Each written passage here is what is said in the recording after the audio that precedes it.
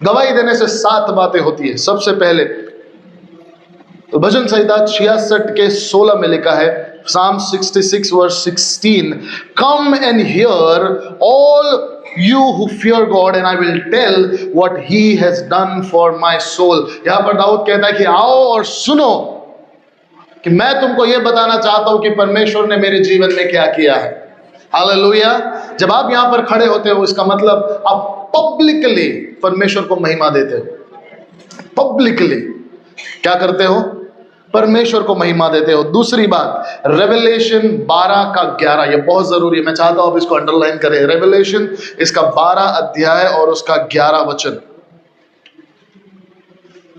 वे मेमने के लहू के कारण और अपनी गवाही के वचन के कारण उस पर जयवंत हुए। In English it is written, they triumphed over him by the blood of the lamb and the word of their testimony। सब लोग बोलेंगे जयवंत हुए। किसके ऊपर जयवंत हुए? जब आपने गवाही दी, जितने लोगों ने आज यहां पर गवाही दी, आप लोग जयवंत हुए। किसके ऊपर जयवंत हुए? शैतान के ऊपर जयवंत हुए हैं। Hallelujah, hallelujah. इसका मतलब आपकी गवाही देने से शैतान का मुंह आपने बंद कर दिया है। आमीन। जो शैतान हमेशा आपको दोष लगाता है, परमेश्वर के सामने खड़े होकर जाकर आपकी गलतियों को बताता है, आपके मन में हमेशा बुरे बुरे विचारों को डालता है, गवाही देने से हम उसके ऊपर जयवंत हो जाते हैं। You silence the accuser with the word of your testimony. अगर आपको शैतान के ऊपर विजय पाना है तो सिर्फ 2 चीजें हैं जिसकी वजह से आप उससे जय पा सकते हैं। बोलिए 2 चीजें, और वो है एक प्रभु यीशु मसीह का लहू और दूसरा आपके मुंह की गवाही। Hallelujah, hallelujah. हम यीशु मसीह के लहू को बहुत इस्तेमाल करते हैं, लेकिन एक और बात है जिससे हम शैतान पर विजय पा सकते हैं, और वो है, बोलिए हमारी गवाही, बोलिए मेरी गवाही। तो दूसरी बात जो आप करते हैं, जब आप गवाही देते हैं तो आप शैतान का मुंह बंद कर देते हैं। यू साइलेंस द अक्यूजर, आप उसके ऊपर जयवंत पाते हैं। हालेलुया। तीसरी बात, आप अपने आप के विश्वास को बढ़ाते हैं। You strengthen your own faith. आमीन। जब आप एक गवाही देते हैं, परमेश्वर आपको अगली बार एक और गवाही देता है, और गवाही के ऊपर गवाही जब आप देते लगते हो, आपका विश्वास परमेश्वर बढ़ाता है। हालेलुया। इसलिए परमेश्वर का वचन कहता है कि उसके किसी भी उपकारों को, जोर से बोलिए ना, किसी भी उपकारों को ना भूलना। और जिस समय हम उसकी गवाही देना भूल जाते हैं या चूक जाते हैं या अपने आप को रोक लेते हैं, इसका मतलब हम उसकी सारी उपकारों को भूल जाते हैं। Praise God. परमेश्वर का वचन कहता है उपकारों को नहीं भूलना, उसको हमेशा याद करना। Praise the Lord. चौथी बात, जब हम गवाही देते हैं, आपको याद होगा एक ऐसी महिला थी जिसको बाइबल के अंदर सामरी स्त्री कहा गया है। सामरी स्त्री, द समैरिटन वुमन। यीशु मसीह ने जब उसके साथ बातचीत की, मेरे पास इतना समय नहीं है इसके डिटेल्स में जाने के लिए, लेकिन आपको पता है जब यीशु मसीह ने उससे बातचीत की, उसने पूरे गांव में जाकर बताया कि उसके साथ क्या हुआ है। हालेलुया। क्या किया उसने? सबको जाके बताया कि आज मेरे साथ क्या हुआ है। आई मेट मसाया, मैंने मसीहा से मुलाकात की है। हालेलुया। तो जब आप गवाही देते हैं, तब आप अपना विश्वास, जो बड़ा हुआ विश्वास, आपका जो विश्वास बढ़ता है, वो विश्वास भी आप दूसरों के अंदर, उनका भी विश्वास बढ़ता है। यहां पर खड़े होकर जब एक व्यक्ति कहता है कि मुझे जरूरत थी और मैंने प्रार्थना की और परमेश्वर ने मेरी जरूरतों को पूरा किया, तो यहां पर हो सकता है शायद कोई तो व्यक्ति होगा जो उसी जरूरत के बीच में है। आपकी गवाही सुनकर उसका विश्वास बढ़ने वाला है। Hallelujah, hallelujah. Praise the lord, praise the lord. Amen, amen. और 5वीं बात, आप क्या करते हैं? आपकी गवाही से आप एक अलौकिक सामर्थ, एक स्पिरिचुअल, एक आत्मिक सामर्थ यहां पर रिलीज कर देते हैं। You release something divine in this place. और यहां पर हो सकता है वचन से जो काम ना हो वो गवाही से होता है।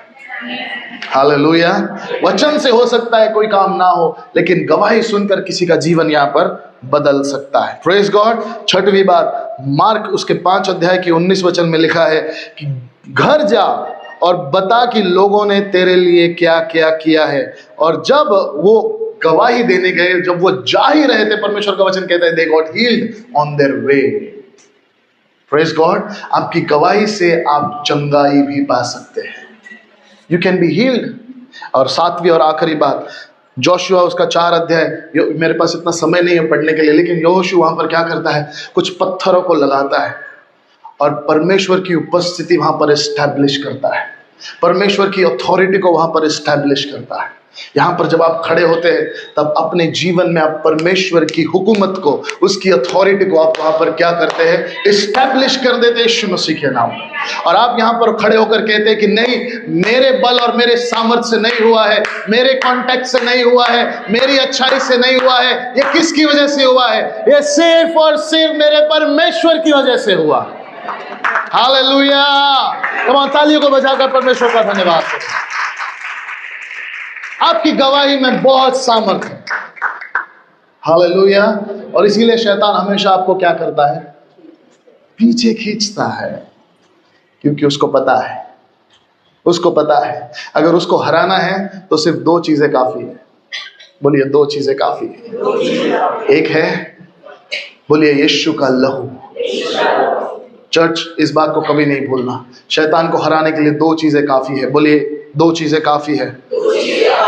पहली कौन सा है? जोर से बोलेंगे, पहला वाला यीशु का लहू, और दूसरा बोलिए मेरी गवाही, मेरी गवाही। Hallelujah, hallelujah, hallelujah. तो जब अगली बार गवाही का मौका मिले, छोड़ना नहीं है। हालेलुया। बाजू वाले को बोलिए छोड़ना नहीं है गवाही का मौका। आमीन। कितने लोग तैयार है अगले संडे के लिए? अगले संडे के लिए तैयार है? आमीन। हालेलुया। बाजू वाले को बोलिए आपसे पहले मैं उठने वाला हूं। Praise God. मुझे बहुत खुशी होगी अगर मुझे यहाँ पर समय ना मिले, अगर पूरा का पूरा समय अगर गवाही के लिए दिया जाए तो भी बहुत खुशी होगी, क्योंकि परमेश्वर को महिमा मिलेगी। हालेलुया, हालेलुया, आमीन। जब आप गवाही देते हैं तब आप प्रचार के लिए भी तैयार होते हैं। और मैं चाहता हूं कि हम में से यहाँ पर सिर्फ मैं अकेला प्रचार करने वाला ना बनूं, आप में से भी कई लोग प्रचार करने वाले बने। आने वाले दिनों में परमेश्वर आपको भी खड़ा करे, ऐसे अवसर दे जो परमेश्वर ने आज तक आपको कभी नहीं दिए। आमीन। और मेरा विश्वास है कि जब आप विश्वास योग्यता के साथ अपनी गवाही को देंगे, परमेश्वर बल से आपको भरता चला जाएगा और परमेश्वर आपको वो अनुमति देगा कि आप भी किसी जगह पर प्रचार करें, उसके वचन की आप घोषणा करें। हालेलुया। आइए अपनी आंखों को बंद करें, इस समय अपने मन को उसके सामने ले आए और प्रभु से कहे, परमेश्वर आज के वचन से प्रभु तू आज हमसे बातें कर। होने दे परमेश्वर पिता, आज का वचन मेरे लिए हो। आज का वचन प्रभु मेरे जीवन को बदलने वाला हो। कम ऑन, 2 क्षण उससे बातें करें। प्रभु से कहे, परमेश्वर आज मैं यहां से खाली हाथ नहीं जाना चाहता। कई सारी मुसीबतें हैं, कई सारे सवाल है परमेश्वर, कई सारी बातें मेरे जीवन में चल रही है, लेकिन खुदा बाप उन सारी बातों के बीच में आप मेरे जीवन के राजा हो प्रभु, आप मेरे मालिक, आप मेरे परमेश्वर हो, आप मेरे प्रभु हो। और आज परमेश्वर होने दे प्रभु इन सारे हालातों के बीच में परमेश्वर तेरे वचन के जरिए आज तो मुझसे बातें कर। होने दे प्रभु आज तेरा पवित्र वचन मेरे जीवन को छू ले। कमान अपने मुंह को खोले, कोई भी शांत ना रहे। प्रभु से कहे, परमेश्वर मुझसे बातें कर। तेरा वचन प्रभु आज मेरे लिए हो, मेरे परिवार के लिए हो परमेश्वर पिता। होने दे प्रभु तेरा पवित्र वचन आज मेरे आत्मा को भर दे, मेरे शरीर को भर दे, मेरे मन को भर दे परमेश्वर पिता। Yes God, speak to me this evening God, speak to me this evening. Thank you Jesus. सारा आदर, सारी महिमा, स्तुति, प्रशंसा आपको मिले। धन्यवाद यीशु। प्रार्थना को सुना, धन्यवाद करते। प्रार्थना हमारे उद्धारकर्ता, मुक्तिदाता प्रभु यीशु मसीह के नाम से मांगते सुन और कबूल कर पिता। Hallelujah, praise the Lord. कितने लोग हैं यहाँ पर जो जिंदगी में आंधी तूफानों का सामना करते हैं? There are storms, there are earthquakes। ऐसे सिचुएशंस हमारे जिंदगी में आते हैं जहां पर हमको लगता है कि ये क्या हो गया। संकट का समय होता है, बहुत ही मुश्किल का समय होता है जिसके लिए हम तैयार नहीं होते। कई बार ऐसे आंधी तूफान अचानक से हमारे पूरे घर को हिला देते, हमारे पूरे सिस्टम को हिला देते, पूरे फाइनेंसेस को हिला देते, और उस समय समझ में नहीं आता है कि हम इस हालातों के बीच में क्या करें। कितने लोग ऐसे मुसीबतों से गुजरे हैं पहले? Praise God. बहुत कम लोग दिख रहे हैं मुझे। पिछले कुछ दिनों में मैं और मेरा परिवार भी हम कुछ ऐसे ही मुसीबतों से गुजरे। कुछ लोगों को हमारी गवाही पता है। आगे जाने से पहले मैं पूरी कलीसिया का तहे दिल से शुक्रिया करना चाहता हूँ कि आपने इस मुश्किल हालातों में हमारे लिए प्रार्थना की, हमारे लिए खड़े हुए। जिन लोगों ने फ़ोन किया, बातचीत की, प्रार्थना की, कुछ लोग मिलने के लिए आए, हर एक के लिए मैं परमेश्वर का धन्यवाद देता हूँ। प्रभु आपको बहुत बहुत आशीष करे। Praise God. और आपकी प्रार्थनाओं का उत्तर परमेश्वर ने हमें दिया।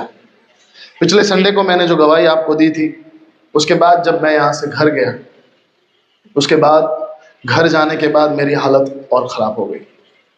घर जाने के बाद ऐसा हो गया कि हमारी जो छोटी बेटी है लिया, बड़ी बेटी है लिया, उसकी हालत ख़राब हो गई और साथ ही साथ मेरी भी हालत ख़राब हो गई। इसके पहले ही मुझे एक थोड़ा सा एक पैनिक अटैक जैसे आ गया था रात को, जिसके बारे में आपको पता है। मैं आपको दिख रहा हूँ इतना हट्टा खट्टा 6 फुट का आदमी। मैं घर में कोलैप्स हो गया, मैं गिर गया, मेरे आंखों के सामने पूरा अंधियारा छा गया। मेरी वाइफ, वो तो मुझे उठा नहीं पाएगी। आजू बाजू वाले लोग आए, नेबर्स लोग आकर उन्होंने मुझे उठाया, संभाला, डॉक्टर को बुलाया गया। बहुत सारी चीज़ें होने के बाद अगले दिन सुबह मैं फिर यहाँ पर चर्च में था। यहाँ पर चर्च होने के बाद जब मैं घर वापस गया तो मुझे पता चला कि मुझे चिकन पॉक्स हो गया है।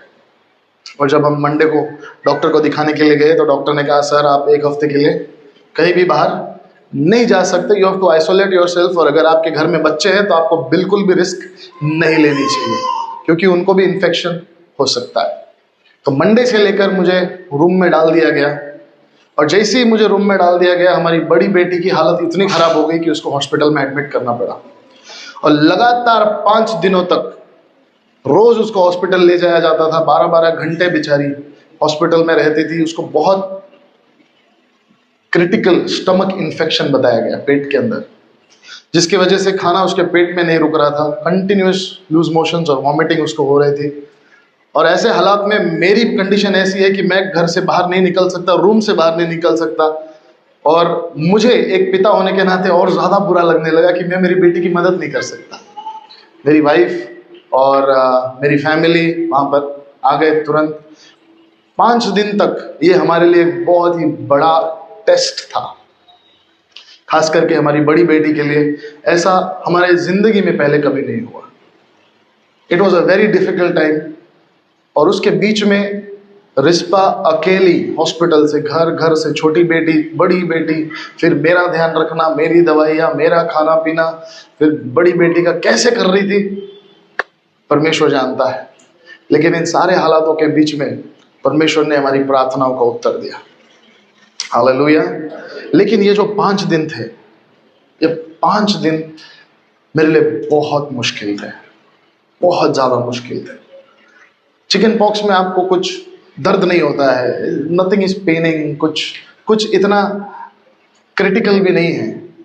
मेरा तो मन कर रहा था मैं रूम से बाहर निकलूँ, मैं तुरंत जाऊँ, मेरी बेटी के पास जाऊँ, उसके पास बैठूँ, हॉस्पिटल में जाऊँ, लेकिन मैं नहीं कर पा रहा था। बहुत ही डिफिकल्ट सिचुएशन, बहुत ही डिफिकल्ट सिचुएशन में था। लेकिन परमेश्वर का धन्यवाद हो, हमारी फैमिली हमारे साथ थी, चर्च के लोग हमारे साथ थे, बहुत हेल्प मिली। लेकिन मैं एक व्यक्ति था, मैं बहुत हेल्पलेस था। मैं कमरे के अंदर था, मैं बहुत ज्यादा हेल्पलेस था। और मैं जब भी वीडियो कॉल में मेरी बेटी को देखता था, मैं उसको देखकर इतना रोता था कि उसको 3 या 4 घंटे तक उसकी नस नहीं मिली। वो लोग सुई मारते चले गए, वो इतनी रोती थी और जोर जोर से जीसस जीसस चिल्लाती थी, मम्मा मम्मा चिल्लाती थी। उसके हाथ पूरा काला काला हो गया। 3-4 घंटे के बाद टॉर्च लगाकर, लाइट मारकर उसकी नस ढूंढकर उसको सलाइन चढ़ाया गया। और ये जब मुझे पता चलता था, मैं और रोता था, मुझे और बुरा लगता था कि मैं उसके लिए कुछ नहीं कर पा रहा हूं। इतना डिफिकल्ट सिचुएशन। डॉक्टर ने कहा कि अगर ये कुछ खाएगी नहीं तो इसको फिर कल लाना पड़ेगा। और वो कुछ खाने की हालत में नहीं थी, पूरा स्टमक उसका इन्फेक्टेड था, पूरा बैक्टीरिया भर चुका था। सलाइन पे सलाइन चढ़ाए जा रहे, एंटीबायोटिक्स चलाए जा रहे, इंजेक्शंस पे इंजेक्शंस दिए जा रहे। और छोटी सी 6 साल की लड़की, she was very strong, she was very strong. लेकिन इन सारे हालातों के बीच में मैं रूम के अंदर बैठकर मैं प्रभु से पूछ रहा हूं, परमेश्वर ये क्या सिचुएशन है, ये क्या हालात है, मैं कुछ भी नहीं कर पा रहा हूं, आई एम हेल्पलेस। मैं इसको फोन कर रहा हूं, उसको फोन कर रहा हूं, मैं वहां से अपडेट ले रहा हूं, वहां से अपडेट ले रहा हूं। हॉस्पिटल के आईसीयू, उसको आईसीयू के अंदर रखा गया था, आईसीयू के अंदर नेटवर्क नहीं था, तो मुझे समझ में भी नहीं आ रहा था मैं किसको फोन करूं, क्या करूं, बाहर क्या चल रहा है मुझे बिल्कुल भी पता नहीं। और ऐसे हालात में मुझे ऐसा लग रहा था, एक बाप होने के नाते मैं कितना बेसहारा हूं, मैं कितना नाकाम हो गया हूं। मुझे नहीं पता आप लोगों में से कितने लोग ऐसे सिचुएशन में जा चुके हैं, लेकिन ऐसा लगता है कि सब कुछ होने पर भी मेरे पास कुछ नहीं है। आई एम हेल्पलेस, मैं अपने आप की मदद नहीं कर पा रहा हूं, मेरे बच्चे की, मेरे फैमिली की मदद नहीं कर पा रहा हूं, मैं क्या करूं। Hallelujah, praise the Lord. और उस समय मेरा सिर्फ एक ही काम था कि मैं परमेश्वर से बातें करूं। मैं वचनों को पढ़ता था, मैं प्रार्थना करता था, प्रभु से कहता था, परमेश्वर आप ही कुछ कर सकते हैं। ऐसा लग रहा था कि मैं पूरे चारों तरफ से, हमारा पूरा परिवार घिरा हुआ है, मैं और मेरी पत्नी, हम लोग घिरे हुए हैं। और उस समय परमेश्वर ने एक वचन से मुझसे बातें की, और वो वचन ये है, यशायाह की पत्री, यशायाह की पुस्तक, उसका 40 अध्याय, book of आइजाया chapter 40 and verse 31. Isaiah 40 and verse 31.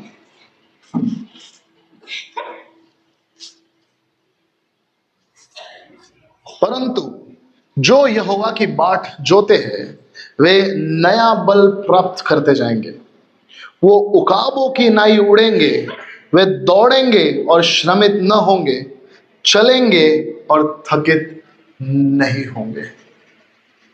जो यहोवा पर बाट जोते हैं, those who wait upon the Lord will renew their strength, they will soar on wings like eagles, they will run and not grow weary, they will fall and not be faint. इस वचन से के द्वारा परमेश्वर ने मुझसे बातें की। यहां पर एक ऐसे पक्षी के बारे में लिखा है जिसका नाम है उकाब, ईगल। कितने लोगों ने ईगल को देखा है? ईगल प्रॉपर ईगल जो होता है, ईगल जैसे दिखने वाले बहुत होते हैं, ईगल जैसे दिखने वाले बहुत होते हैं। कचरे के ढेर के ऊपर भी ऐसे उड़ते रखते हैं, लगता है कि ईगल है, but it is not an eagle, it's called kite. उसको हिंदी में क्या कहते हैं मुझे नहीं पता।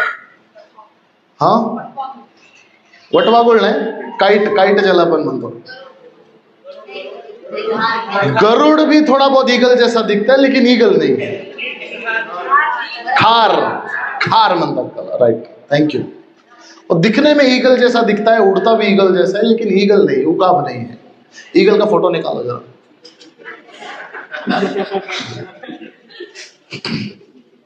एक और होता है गीदड़, जिसको वल्चर कहते हैं इंग्लिश में। वो भी थोड़ा बहुत, उसकी हरकतें भी ईगल जैसी है, लेकिन ईगल नहीं है। यहां पर बहुत स्पेसिफिकली परमेश्वर का वचन उकाब के बारे में, यानी कि ईगल के बारे में कहता है। Praise God. और उसके ऊपर हम लोग आने वाले हैं। क्यों परमेश्वर उकाब के बारे में कहता है? क्यों स्पेसिफिकली परमेश्वर ने सिर्फ इस पक्षी के बारे में बात की? क्यों परमेश्वर ने चिड़िया के बारे में बात नहीं की? क्यों परमेश्वर ने कौवे के बारे में बात नहीं की? क्यों परमेश्वर सिर्फ हाँ, दिस इज ईगल, ये प्रॉपर है, या दिस वन।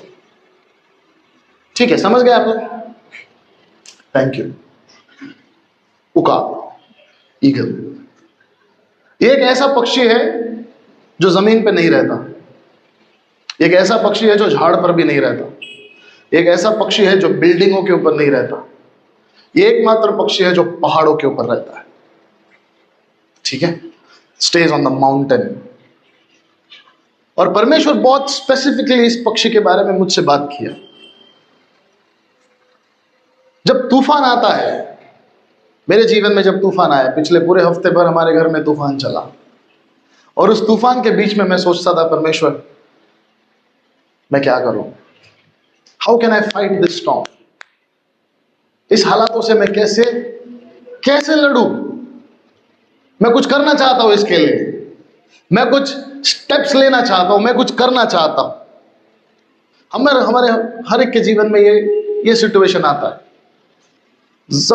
जरूर ही आता है। I am sure financial storm हो सकता है, किसी के घर में हेल्थ का स्टॉर्म आता है, किसी को इमोशनल स्टॉर्म आ जाता है, फैमिली के अंदर कुछ ना कुछ गड़बड़ हो जाती है, कुछ ना कुछ तरीके से हमारे ऊपर हमले जरूर होते हैं। और ऐसा हमला जिसके लिए हम तैयार नहीं होते, we are not ready for this storm. Praise the Lord. और ऐसा ये ऐसी हालातें हैं जो आने से पहले परमिशन नहीं मांगती। आंधी तूफान आने से पहले परमिशन नहीं मांगती। आंधी तूफान आने से पहले ये नहीं देखती कि आप मसीह हो कि आप मसीह नहीं हो। आंधी तूफान ये नहीं पूछती कि आप संडे को चर्च गए थे कि नहीं गए थे, आपने गवाही दी थी कि नहीं दी थी, आराधना किया था कि नहीं किया था, आप पास्टर है कि नहीं है। कुछ भी क्यों ना हो जाए, किसी को भी आंधी तूफान का सामना करना पड़ सकता है। It is inevitable, you have to face your storms some और द अदर डे। और कभी ना कभी ऐसा दौर हमारे जिंदगी में जरूर आता है। Hallelujah, praise the Lord, hallelujah. लेकिन जब आंधी तूफान आते हैं, जब तूफान आता है, आपने कभी मराठी में त्याला चक्रीवादळ म्हणतात, you know what is a चक्रीवादळ? क्या कहते हैं उसको हिंदी में? भवंडर, चक्री, ऐसे ऐसे हवा घूमती है ना? कभी देखा आपने? आंधी तूफान जो होता है उसी का बड़ा भाई होता है, बड़ा भाई होता है ना? सबसे बड़ा भाई, बहुत डेंजरस होता है। जो भी उसके घेरे में आता है सबको उठा लेता है, कोई नहीं बच सकता उससे। गांव के गांव उठा लेता है, घर के घर उजड़ जाते हैं, सब कुछ। और जब आप इसको देखोगे, इस भवंडर को देखोगे, इस चक्री को देखोगे, तो सारे जानवर भागने लग जाते हैं, सारे पक्षी भागने लग जाते हैं। कौवा काव काव करने लगता है, यहां वहां भागने लगते हैं, सारे कबूतर गायब हो जाते हैं, चिड़िया गायब हो जाती है, सब लोग अपना अपना घर ढूंढते हैं, कहीं ना कहीं छुपने का स्थान ढूंढते हैं। लेकिन एक ही पक्षी है जो इन तूफानों के बीच में अलग बिहेव करता है। एक ही पक्षी है जो तूफानों के बीच में अलग से व्यवहार करता है, और वो है उकाब, ईगल। जब सारे पक्षी यहां वहां भाग रहे होते हैं, सारे कौवे 10 दिशा में भाग रहे होते हैं, सारी चिड़िया यहां वहां भाग रही होती, कबूतर भाग रहे होते, सब लोग भाग रहे होते, एक पक्षी होता है जो तूफान के तरफ भागता है, and that is the eagle. वो तूफान के दिशा में भागता है, वो भवंडर की ओर भागता है, वो भवंडर से दूर नहीं भागता। It runs to the storm. इसलिए परमेश्वर उकाब की बात करता है। कोई दूसरा पक्षी, उसके अंदर इतनी हिम्मत नहीं है, या उसकी वो क्वालिटी नहीं है, उसका नेचर नहीं है कि वो तूफान की तरफ भागे। प्रेज द लॉर्ड, हालेलुया, आमेन। क्यों? इसका भी एक कारण है, क्योंकि उकाब है जो तूफान के बारे में कुछ कुछ जानता है। तूफान के बारे में उसको कुछ पता है जो कौवे को नहीं पता। तूफान के बारे में उसको कुछ पता है जो कबूतर को नहीं पता। तूफान के बारे में उसको पता है जो शायद हाथी को और चीते को और शेर को भी नहीं पता। ओनली दिस वन स्पीशीज, सिर्फ एक ही एक ऐसा कलाकार है ये, जिसके बारे में बाइबल हमको सिखाती है। हालेलुया। उकाब क्या करता है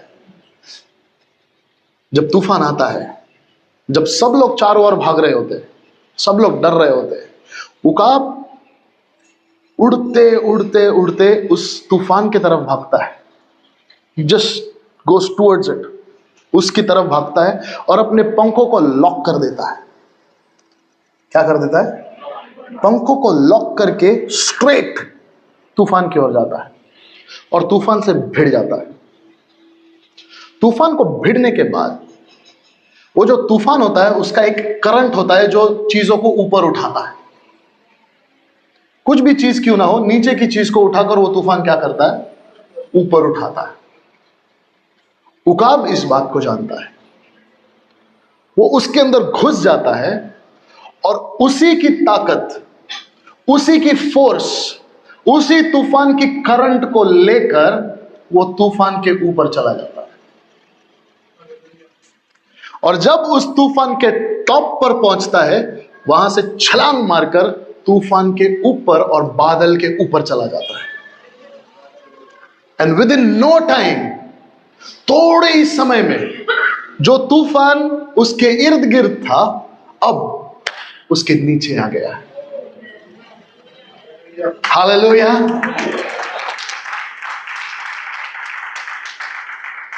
इसलिए परमेश्वर का वचन उकाब के बारे में कहता है, और प्रभु का वचन कहता है कि जो लोग परमेश्वर पर भरोसा रखते वो कैसे होंगे? चिड़ियों के समान नहीं होंगे, कौओं के समान नहीं होंगे। वो किसके समान होंगे? उकाब के समान होंगे। मेरे इंग्लिश ट्रांसलेशन में लिखा है they will mount up. What will they do? They will mount up. Mount up का मतलब होता है ऊपर चढ़ाई करना। यहां पर लिखा है सोर, फ्लाई नहीं लिखा है, उड़ेंगे नहीं लिखा, चलेंगे नहीं लिखा, भागेंगे नहीं लिखा, वो चढ़ेंगे। They will just mount up. Hallelujah, praise the lord. जो तूफान दूसरों के लिए नाश का कारण बनता है, जो तूफान दूसरों के लिए डर लेकर आता है, वही तूफान उकाब के लिए एक एलिवेशन को लेकर आता है। उसी तूफान से उकाब ऊपर की ओर उठाया जाता है। आप समझे नहीं? हालेलुया।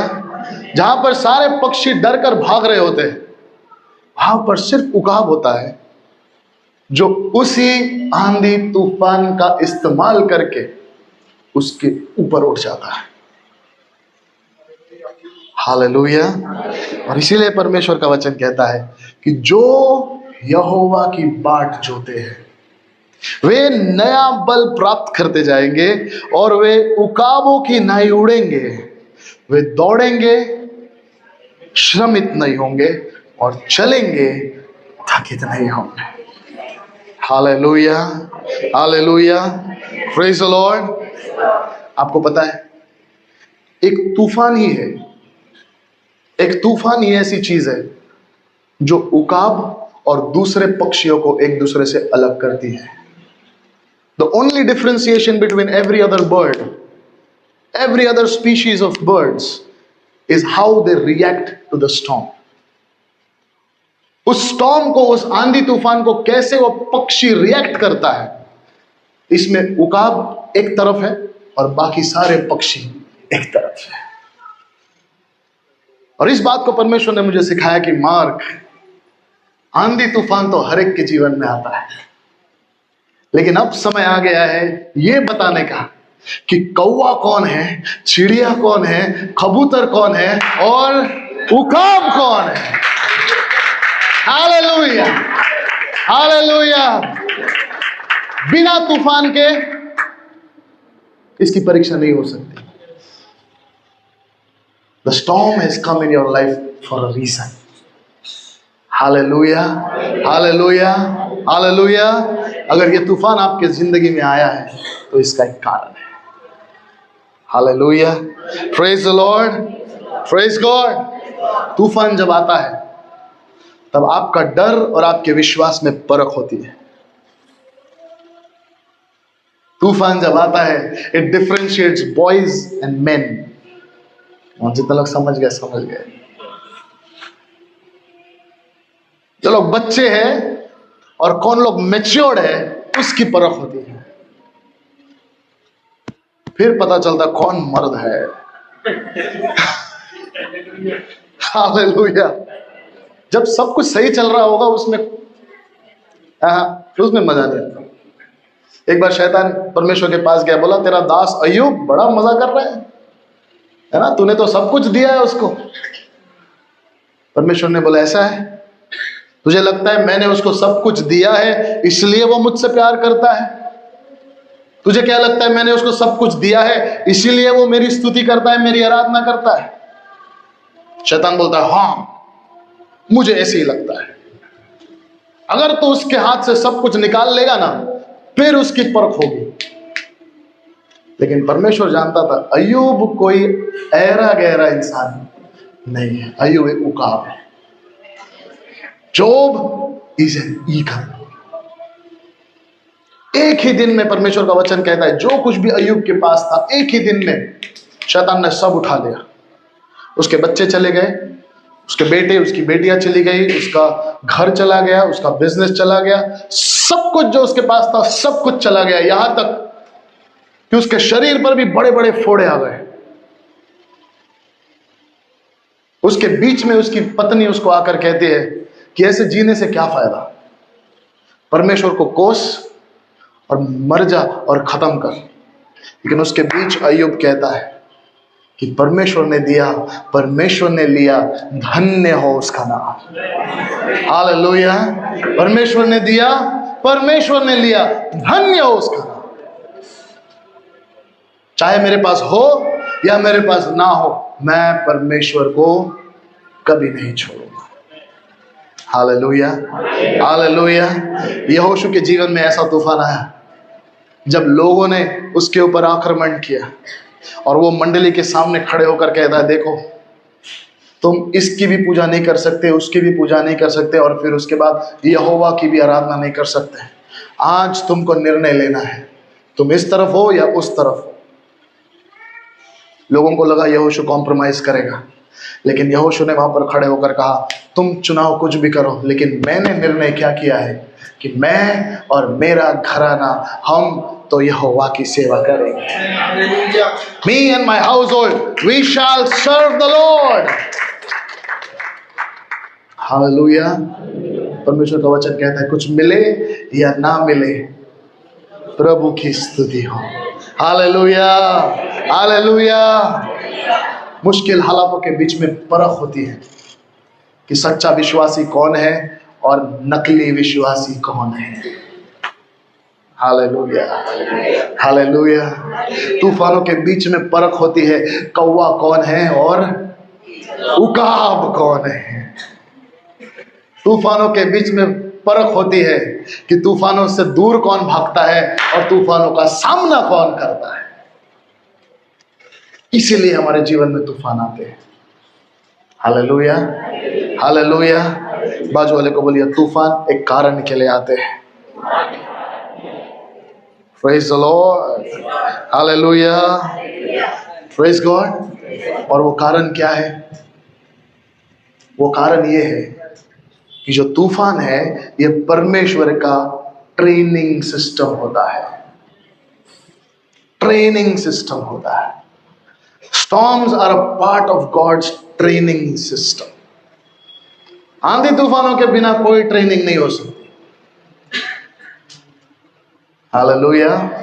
इंग्लिश में कहावत है, मुझे नहीं, I don't know if I'll say this right, but it says that smooth seas never make good sailors. इसका मतलब शांत पानी कभी भी अच्छे सेलर को क्या कहते हैं? सेलर, सेलर जो बोट चलाता है, कैप्टन है ना, बोट चलाने वाला। जो अच्छा बोट, अभी तो बड़ी बड़ी बोट्स आ गई है, क्रूज आ गई है, अभी तो पहले वाली बोट्स ऐसे नहीं थी। एक बड़ा पर्दा होता था और उसको हवा के जरिए उसका डायरेक्शन तय किया जाता था। और अच्छा बोट चलाने वाला वही होता था जो आंधी तूफानों के बीच में भी अपनी बोट को किनारे तक ले जाए। Smooth sailors, smooth seas do not produce good sailors. मांझी, मांझी, ठीक है, नावाड़ी, सेलर, बोट चलाने वाला। अगर एक अच्छे विश्वासी की परख होनी है तो हमारे लिए आंधी तूफान बहुत जरूरी है। It is a part of God's training system. परमेश्वर हमको उसमें से ट्रेनिंग करता है। कितने लोग स्कूल गए? हम स्कूल जाते हैं, फर्स्ट स्टैंडर्ड से सेकंड स्टैंडर्ड जाते हैं, सेकंड से थर्ड जाते हैं, फोर्थ, फिफ्थ, सिक्स्थ, 10th तक जाते हैं। हर क्लास के बीच में हमको बैठकर एक एग्जाम देना पड़ता है। बिना एग्जाम के आगे नहीं जा सकते। Praise God. बिना एग्जाम के, ये परमेश्वर का एग्जाम है। आंधी तूफान परमेश्वर का क्लासरूम है आपके लिए और मेरे लिए। परमेश्वर हमको उसके बीच में सिखाता है। That's God's classroom. अगर आपके जीवन में आंधी तूफान है, इसका मतलब आपका क्लास शुरू है। हेलो, टीचर के ऊपर ध्यान दो। क्लास से उठ के भागो मत।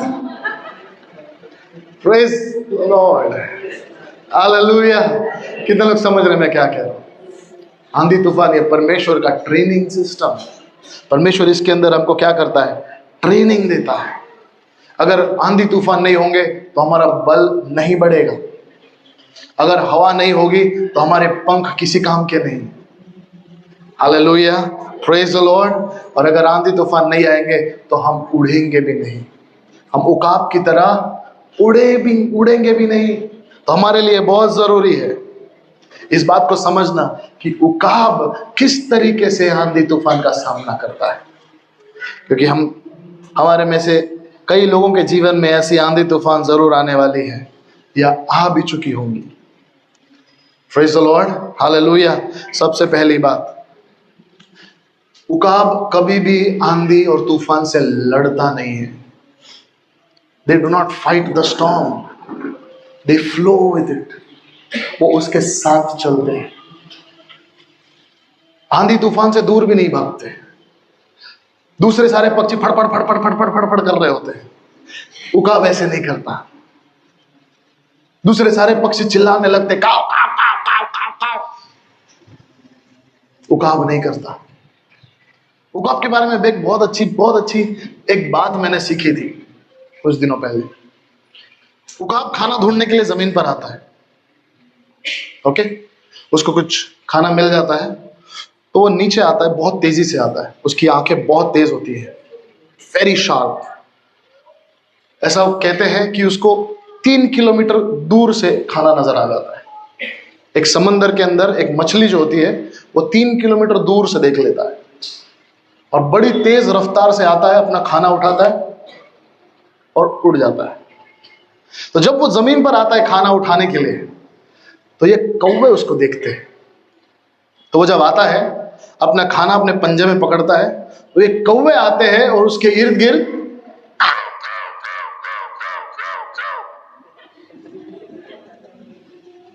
पूरा उसको परेशान करने की कोशिश करते हैं। कौवा इतना सा और उकाब जब पंख फैलाता है तो उसका पंख 6 फुट का हो जाता है, इतना बड़ा, मेरे जितना। और कौन उससे लड़ रहा है? ये 40-50 कौवे उसको घेर लेते हैं, पूरा काव काव काव काव काव काव, उसको पूरा इरिटेट कर डालते हैं। लेकिन उकाब उन पे हमला नहीं करता। उकाब अपना खाना उठाता है और पंख का एक झटका मारता है, सटक। एक झटका मारने से ये 25-30 फुट ऊपर। फिर ये कौवे नीचे से करके फिर ऊपर जाते हैं, फिर ऊपर जाकर उसको छेड़ने की कोशिश करते हैं। उसके बाद उकाब एक और झटका मारता है, और ऊपर, फिर ये लोग उसके पीछे जाते हैं, काव, काव, काव, काव।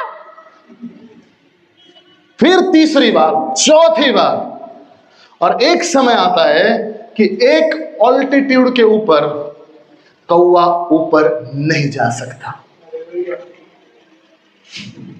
एक ऊंचाई के ऊपर उसकी लिमिट होती है, उसकी सीमा होती है, उसके ऊपर कौवा नहीं उड़ सकता।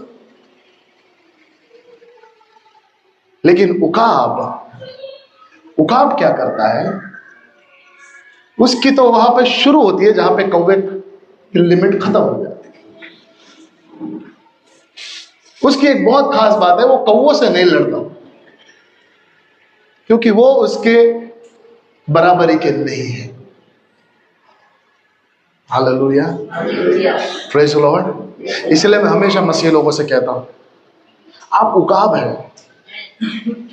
कौवों को मुंह लगाना छोड़ दो। आपकी जिंदगी में बहुत कौवे आएंगे। कौवे समझते हैं आप? समझ गए? बहुत कौवे आएंगे जो आपके पीठ पीछे बोलेंगे, आपके आपके आपके बारे में झूठ बोलेंगे, आपके बारे में ये बोलेंगे, आपके बारे में वो बोलेंगे, आपको नाम रखेंगे, बहुत कुछ करेंगे, काव काव काव काव चलता रहेगा। लेकिन उकाब कभी भी उनके मुंह नहीं लगता, क्योंकि वो हमारी बराबरी के। इसलिए परमेश्वर आपको और मुझे उकाब कहता है, उकाब कहता है, because we are built different. हम अलग बनाए गए लोग हैं। हालेलुया। उकाब जो है, पहली बात जो मैं आपको बता रहा था, वो आंधी तूफान से लड़ता नहीं है, वो उसका सामना करता है, उसके अंदर घुस जाता है, उसका इस्तेमाल करता है। जब दूसरे पंछी फड़फड़ फड़फड़ फड़फड़ कर रहे होते हैं, उकाब अपने पंखों को लॉक कर देता है। Hallelujah, hallelujah.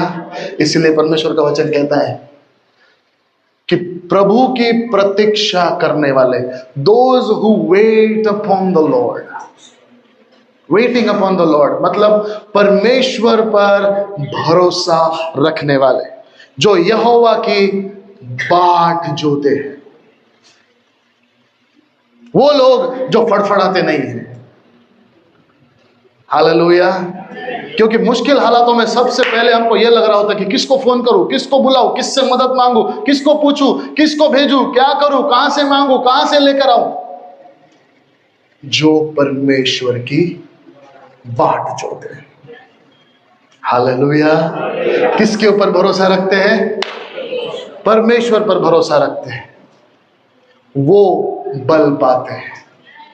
हालेलुया। आंधी तूफानों के बीच में जब सारे दूसरे पक्षी अपना बल खो रहे होते हैं, परमेश्वर का वचन कहता है कि उकाब अपना बल और बढ़ाता है। They renew their strength. Hallelujah. Praise the Lord. Praise the Lord. दूसरी बात उकाब करता है कि वो बादलों के ऊपर चला जाता है, अपने सारे मुसीबतों हालातों के ऊपर चला जाता है। That is what you and I are called for. इसीलिए परमेश्वर ने आपको और मुझे बुलाया है कि हम हालातों के ऊपर रहने वाले बन सके। Hallelujah, hallelujah. मराठी में खूब चांगला शब्द है, मैं मराठी में बोलूंगा, अगर आपको समझ में आ गया तो समझ में आ गया, क्योंकि उसका हिंदी में मुझे नहीं लगता ट्रांसलेशन हो सकता है। मराठी में त्याचा शब्द है की गटांगळ्या खाणे। गटांगळ्या खाना मतलब जो व्यक्ति पानी में डूबने वाले को आपने देखा है कभी? हाँ, जिसको तैरना नहीं आता, पानी में डूबा। हम लोग एक बार वाटर पार्क गए थे। कौन कौन था?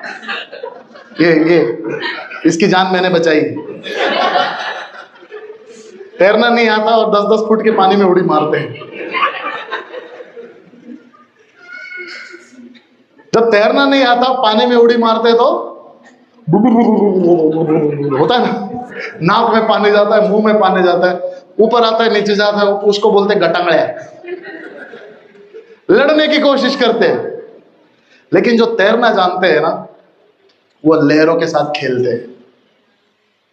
आप कभी गए वाटर पार्क में? वाटर पार्क में आप कभी जाओगे ना, वहां पे एक वेव पूल होता है, वेव पूल में क्या होता है, बड़ी बड़ी लहरें आती है, तो उस लहरों के साथ खेलने का एक ट्रिक होता है। हर कोई उसमें नहीं खेल सकता, ठीक है ना, इनको पता है, हर कोई उसमें नहीं खेल सकता। उसके साथ आपको फ्लो होना पड़ता है, क्योंकि वो इतनी बड़ी हो सकती है लहर।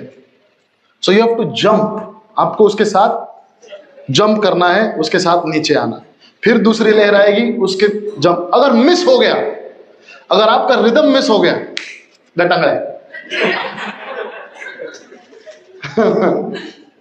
फिर आपको बचाने के लिए वो लोग कूद जाते हैं, ठीक है ना। वाटर पार्क में तो लाइफ सेवर्स होते हैं, आपको बचाने के लिए कूद जाते हैं, लेकिन असली जिंदगी में बचाने के लिए उस समय आपको परमेश्वर की जरूरत होती है। हालेलुया, उस समय हमको परमेश्वर की जरूरत होती है। तो ये जो उकाब जो है, ये परिस्थितियों के ऊपर उड़कर अपने विजय को प्राप्त कर लेता है। यूज योर स्टॉर्म, अपने आंधी तूफानों का इस्तेमाल करो। ये आंधी तूफान आपको नीचे गिराने के लिए नहीं है, आपको ऊपर उठाने के लिए भेजे गए हैं। हालेलुया। जब आंधी तूफान आते हैं, आपका रिएक्शन, आप उसके साथ कैसे व्यवहार करते हैं, आप उस परिस्थिति के बीच में आप क्या सोचते हैं, क्या डिसीजंस को लेते हैं, क्या निर्णय लेते हैं, बहुत मायने रखता है। हालेलुया। और उस तूफानों के बीच में जब आपका निर्णय सही होता है, जब आप फड़फड़ाते नहीं हैं, जब आप परमेश्वर पर भरोसा रखते हैं, तो वह आंधी आपको डुबाती नहीं, आपको उठा लेती है। Hallelujah, hallelujah. तीसरी और बहुत महत्वपूर्ण बात, उकाब जो है, ये आंधी को एक हमले या अटैक की तरह नहीं देखता। It is not an attack, it is not an obstacle, it is an opportunity. आंधी तूफान हमारे लिए दीवार बन के नहीं आती, आंधी तूफान हमारे लिए एक दरवाजा बनकर आती। इस बात को समझना बहुत जरूरी है। आंधी तूफान हमारे लिए दीवार नहीं है, एक दरवाजा है, एक अपॉर्चुनिटी है, एक संधि है, एक मौका है जो परमेश्वर ने आपके लिए और मेरे लिए भेजा है। तो आपको खत्म करने के लिए नहीं है, एक शुरुआत देने के लिए, आपको एक अलग लेवल पर लेकर जाने के लिए। वो आपके लिए खतरा नहीं है। बाजू वाले को बोलिए, आंधी तूफान आपके लिए खतरा नहीं है, वो आपके लिए एक मौका है आगे बढ़ने का। Praise the Lord, hallelujah, praise the Lord. कितने लोग समझ पा रहे हैं मैं क्या कह रहा हूं? आंधी तूफानों के बीच में हमको कौवा नहीं बनना है, हमको क्या बनना है? बोलिए ना, उकाब बनना है। Because eagles are made different.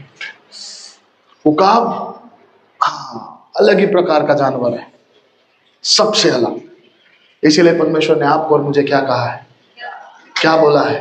कौन है आप और मैं? उकाब है हम।